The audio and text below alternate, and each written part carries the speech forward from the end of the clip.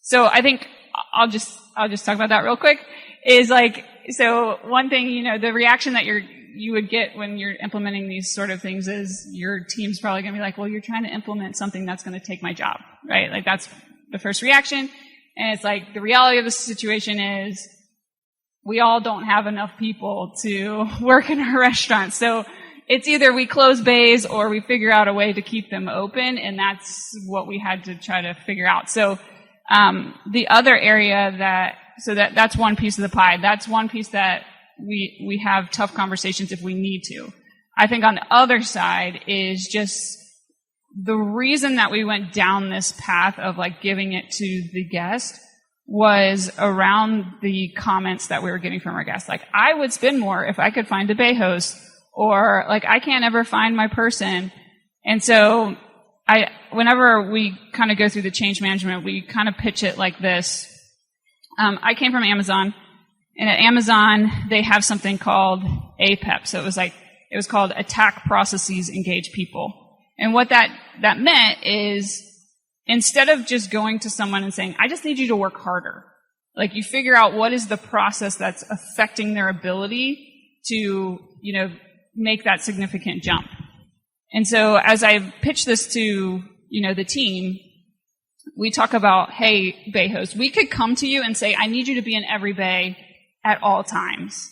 Or we could take a step back and say, that is not possible for one human to be in every single bay at all times. What is the process that we're going to change to allow you to be in every bay at all times? And that's kind of how we pitch it to our team, is like, hey, we're giving you the tools necessary to actually make, be in every single bay at all time, and hopefully help your tips and allow you to get more bays. Yeah, but there is absolutely a fear on the part of staff.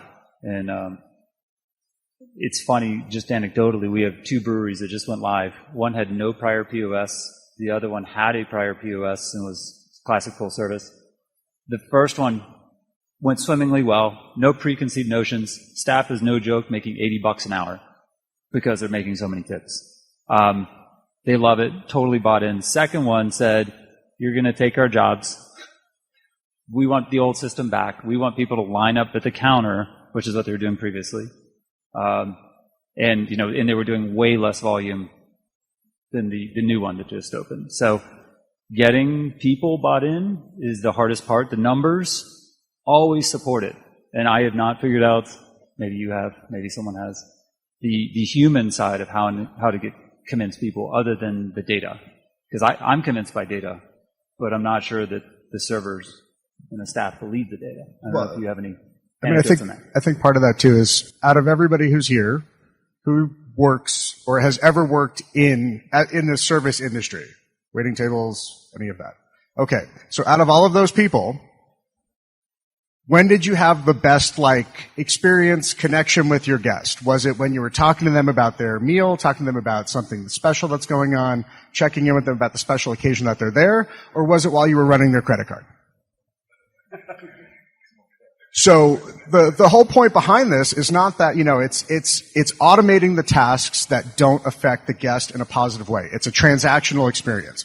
It's not the guest satisfaction piece of it. It's taking the labor work. No server. If you have ever been a server and you have a 12 top and somebody just you go drop the check and then you come back and you always knew because the book was open because there's that stack of credit cards in there and you just did not want to go and deal with all that, that's now gone because you can split everything and the guests can take care of it all themselves. So it's taking the grunt work out. It's taking the labor task heavy piece of things and being able to say, you know what, you don't have to do that piece of this anymore. They can do that for themselves. And for the guest, if you've ever been sitting there waiting to pay your check and you're like, where's the server? What's going on? Why is this taking forever? Instead now, just 2 clicks and you're done. So it's better for the guest for them to be able to just boom, boom, be done. Anybody here who has kids and goes to a restaurant, when the kids are done dining, you need to get out of that restaurant because they will make your life a living hell. So instead, it's great. I had a general manager that I used to work with. He came into Stone. His kid was definitely done. And he looked at me and was like, I don't know what this is, but you need to tell me more about this because we gotta go. but I don't have time to talk to you right now. So it's being able to take those pain points away and take away the labor side of it and focus on the guest experience. At least for us at Stone, that was a great way that we were able to sell it back to our team. Because it is, you get that perception of like, oh, well, we're going to run with less servers. It's like, well, less servers, we were tip pool. Less servers mean that there's less divide on that tip pool, which means you're all going to be making more money. So yes, you may have a 15-table section, but all you're doing is getting them started, handing them off, and keeping tabs on everybody. And you're able to spend more time talking about our amazing beer with your guests. So it was definitely kind of a change in the perspective that you have to kind of break people out of that old mentality of, oh, well, this is the way it's always been. I don't know whoever heard the keynote this morning that John was talking about it. If you're waiting to adopt new technology, you're just going to be left behind, and then you're scrambling to catch up. For Stone, we were one of the first places that was really using the QR-based ordering, and people were coming in, and at first they did not like it. They were adamant against it, and so we had to really massage it with people and get them to understand what was going on. And by the time I had left Stone, it was just second nature that people were coming in. They knew how to do it. The service team was able to really focus more on that guest experience.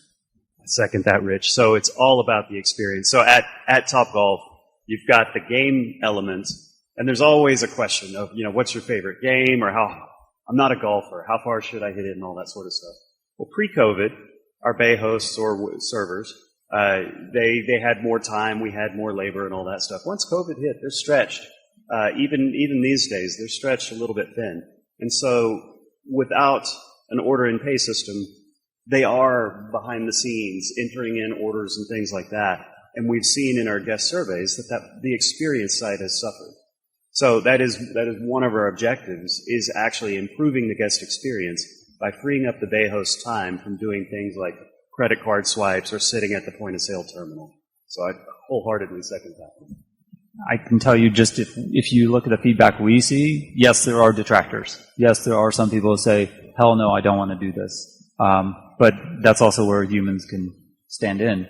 But for that, we've seen a trend since pre-COVID, when we were doing this, and then into COVID, when people were thankful for it, and then a year into 2021, when people were like, I don't want to see another QR in my life because that reminds me of COVID. And then now we're back to, well, actually a QR is better than no server. Right? And that's kind of where we've seen the world shift, is some people have found they actually love it. Some people, we've actually seen the percentage of people who would write in, it was probably started pre-COVID, like 4 out of 5 people loved it. 1 person hated it. And now it's like 9 out of 10, or maybe even 19 out of 20. There's always going to be somebody who's unhappy with it. But to have that many who love it, to write in about it, to me kind of says something.